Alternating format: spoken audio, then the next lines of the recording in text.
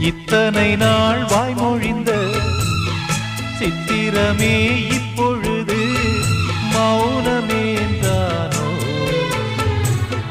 மின்னலென மின்னிவிட்டு கண்மறைவாய் சென்று விட்ட மாயம் நீதானோ?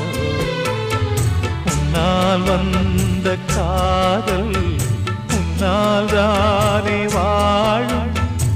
என்னை நீங்கி போனார் உன்னை சேரும் பாவம்.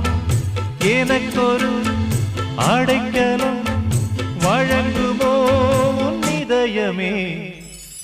அன்பேவா அருகிலே